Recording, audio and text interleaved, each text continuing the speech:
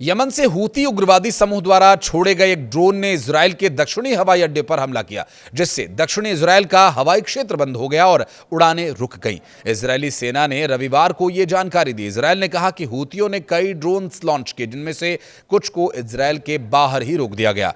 Israel हवाई अड्डा प्राधिकरण के अनुसार कम से कम एक ड्रोन दक्षिणी इजराइल शहर एलात के पास रेमन अंतर्राष्ट्रीय हवाई अड्डे के यात्री हॉल से टकरा। हूती ने कई बार इजराइल के डिफेंस सिस्टम को गच्चा देकर मिसाइली हमले भी किए। हमले के बाद हवाई अड्डे के कुछ घंटों के बंद किए जाने की खबर थी और इसके बाद वहां आने जाने वाले विमानों को अन्य शहरों तक डाइवर्ट करना पड़ा। गजा और इजरायली हमले के विरोध में नवंबर 2023 से हूती संगठन इजराइल और इजरायली संपत्तियों पर हमले कर रहा है। यमन के हूती विद्रोहियों ने रविवार को इजराइल के एयरपोर्ट पर ड्रोन से हमला किया। इजराइल की सेना ने कहा कि हूतियों की ओर से दागा गया एक ड्रोन देश की बहुस्तरीय वायु रक्षा प्रणाली को भेदते हुए देश के दक्षिणी हवाई अड्डे पर गिरा। इस हमले में हवाई अड्डे की खिड़कियों के शीशे उड़ गए। इससे एक व्यक्ति घायल भी हुआ और कुछ समय के लिए जो वाणिज्यिक हवाई क्षेत्र था उसे बंद करना पड़ा। इजराइल का कहना यह है कि ड्रोन रेमन हवाई अड्डे तक पहुंचा, लेकिन इससे सीमित नुकसान हुआ। हमले के कुछ घंटों में उड़ानें फिर से शुरू कर दी गईं। इजरायली सेना ने कहा कि ड्रोन हमले से पहले कोई चेतावनी सायरन नहीं बजाया गया था। घटना के बाद ये जांच की जा रही है कि ड्रोन को पहचानने में नाकामी कैसे हुई, बहुस्तरीय एयर डिफेंस सिस्टम कैसे फेल हो गया। हूतियों ने इस हमले की जिम्मेदारी ली है। यह ड्रोन अटैक यमन की हूती विद्रोहियों के कब्जे वाली राजधानी सना पर इजरायली हमलों के बाद हुआ। इसमें हूती प्रधानमंत्री और दूसरे शीर्ष अधिकारी मारे गए। इस हमले के यमन और इजराइल के बीच करीब 2 साल से जो चल रहा संघर्ष था वो और बढ़ जाने का अंदेशा पैदा हो गया। इजराइल ने कहा कि हूती विद्रोहियों ने रविवार को एक के बाद एक कई ड्रोन्स दागे।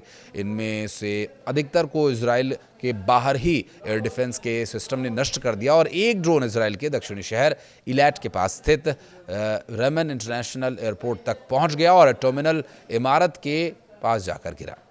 हूती विद्रोही ने साल मई में इजराइल के मुख्य हवाई अड्डे पर मिसाइल से हमला किया था और इससे 4 लोग घायल हुए थे। इसके बाद कई विमानन कंपनीज ने महीनों तक इजराइल के लिए अपनी उड़ानों को रद्द कर दिया था और इसके बाद अब ड्रोन से इजराइल एयरपोर्ट को निशाना बनाया गया है। इजराइल के बचाव सेवा प्रमुख मैगन डेविड एडोम के अनुसार ड्रोन के छर्रे लगने से हवाई अड्डे पर एक व्यक्ति मामूली रूप से घायल हुआ।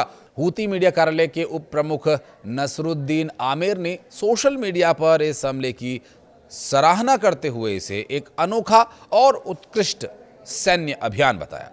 उन्होंने लिखा कि दुश्मन के हवाई अड्डे असुरक्षित और विदेशियों को अपनी सुरक्षा के लिए उन्हें छोड़ देना चाहिए। अन्य संवेदनशील ठिकानों पर भी हमले हो रहे हैं। रविवार का हमला यमन की विद्रोहियों के कब्जे वाली राजधानी सना पर इजराइल हमले के 2 हफ्ते बाद हुआ, जिसमें हूती सरकार के प्रधानमंत्री और उनके मंत्रिमंडल के कई सदस्य मारे गए थे। प्रधानमंत्री अहमद अल रहवी ईरान समर्थित विद्रोहियों के खिलाफ इजराइल अमेरिकी अभियान में मारे गए सबसे वरिष्ठ हूती अधिकारी थे। अल रहवी की हत्या के बाद विद्रोहियों ने इजराइल के साथ यमन के तट से लगे लाल सागर के एक महत्वपूर्ण नौवहन मार्ग से गुजरने वाले जहाजों पर भी अपने हमले तेज करने की कसम खाई।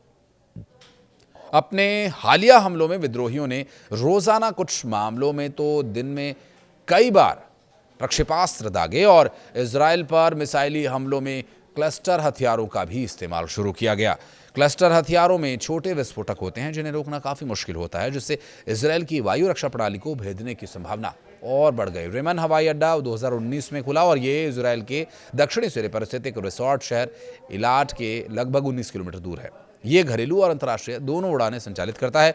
ये मध्य इजराइल में स्थित इजराइल के मुख्य हवाई अड्डे बेन गुरियन हवाई अड्डे से बहुत छोटा है। अमेरिकी राष्ट्रपति डोनाल्ड ट्रंप ने रविवार रात 7 सितंबर को हमास को अंतिम चेतावनी जारी करते हुए कहा था कि इस फिलिस्तीनी उग्रवादी समूह को गजा में बंधकों को रिहा करने के समझौते को किसी भी सूरत में स्वीकार करना होगा।